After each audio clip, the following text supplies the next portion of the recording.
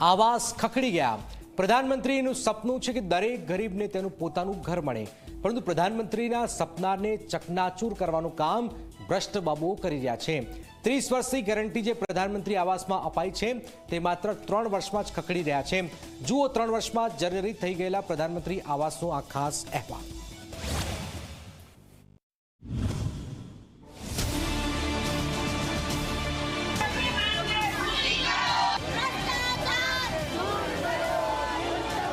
ભાવનગરના ગોકુલધામ સોસાયટીમાં પ્રધાનમંત્રી આવાસ યોજના હેઠળ બનેલા મકાનો માત્ર 3 વર્ષમાં જ ખખડી ગયા છે।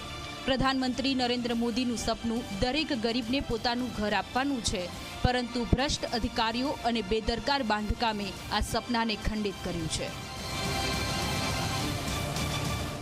બાંધકામ જે બનાવે છે એના કોલમ જે છે હરિયા ઉભા નાખ્યા છે, એની પર જે સિમેન્ટ વાપર્યું હોય એ સિમેન્ટની જે ક્ષમતા હોય એ પ્રમાણે આપ્યું નથી। હરિયા એમાં નાખ્યા નથી। હરિયા 8 અને 12 અને એવા નાખીને જ ઉભા કરેલા।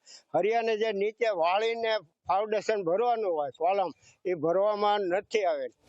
ગોકુલધામ સોસાયટીના 320 આવાસોમાંથી મોટા ભાગના મકાનોમાં મોટી તિરાડો, લીકેજ અને બિન ઉપયોગી ફાયર સેફટી સાધનો જોવા મળે છે। આ મકાનોના પિલરમાં પણ તિરાડો પડી ગઈ છે, જે ભૂકંપ જેવી સ્થિતિમાં ખતરનાક સાબિત થઈ શકે છે। આ ઉપરાંત બાજુના સરકારી આવાસોના 2 વિંગ ટેસ્ટિંગમાં ફેલ થતા ખાલી કરવામાં આવ્યા છે, જે આ આવાસોના નિર્માણની ગુણવત્તા પર સવાલો ઊભા કરે છે। આ બધી ફરિયાદો હવે એવી છે કે આજે 1 વર્ષ એ લોકો પોતે વાપરે અને પછી લીકેજ થાય તો પણ એમનું એવું ધારવું હોય છે કે આ બધું કોર્પોરેશને કરી દેવાનું હોય, એટલે એ લોકોને ખરેખર પોતે મેન્ટેન કરવાના હોય આ મકાનો, જેમ આપણે પ્રાઇવેટ મકાનો મેન્ટેન કરે એમ એમના મકાનો મેન્ટેન કરવાના હોય, પણ આ લોકો દ્વારા કોઈ જાતનું મેન્ટેનન્સ કરવામાં નથી આવતું અને સતત જે બધા લીકેજીસ છે એ બધા ઘણા બધા ભાડુઆતો પણ રહેતા હશે, તો આ લીકેજને કારણે બિલ્ડિંગમાં પ્લાસ્ટરો પડવાના એવા નાના મોટા પ્રશ્નો બને છે અત્યારે। તો આ બાબતે કોઈ સ્ટ્રક્ચરલ ડિફેક્ટ નથી, એ 100%ની વાત છે।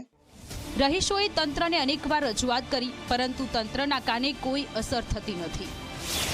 રહીશોનો આક્ષેપ છે કે બાંધકામમાં ભ્રષ્ટાચાર આચરીને નબળી ગુણવત્તાનું કામ કરવામાં આવ્યું છે।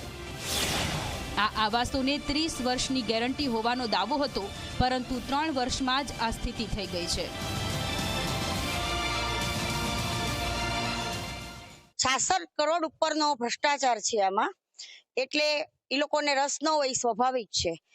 ખાસ કરીને વાત કરીએ તો નબળું બાંધકામ છે, અમારે અહીંયા પાણીનો પ્રોબ્લેમ છે। આજે અમારી જે 2 અમારા અહીંયા પાણીના ટાંકા છે એમાં 3 મોટર દેવામાં આવી છે કોર્પોરેશન તરફથી, એમાં એક જ ફાલ્કન કંપનીની મોટર છે, બીજી 2 છે એ અમને સાવ હલકી ગુણવત્તાની મોટર આપી દીધેલી છે। પ્રધાનમંત્રી આવાસ યોજના ગરીબોના સપનાને સાકાર કરવા માટે બની હતી, પરંતુ ભાવનગરના ગોકુલધામ સોસાયટીના રહીશોની આ વ્યથા દર્શાવે છે કે ભ્રષ્ટાચારે આ યોજનાને પોકળ કરી દીધી છે। સવાલ એ છે કે તંત્ર આ રહીશોની ફરિયાદોનું નિરાકરણ ક્યારે લાવશે અને આવાસોનું ટેસ્ટિંગ કરી રહીશોની સુરક્ષાની ખાતરી ક્યારે કરાશે? નવનીત દલવાડી, ઝી મીડિયા, ભાવનગર।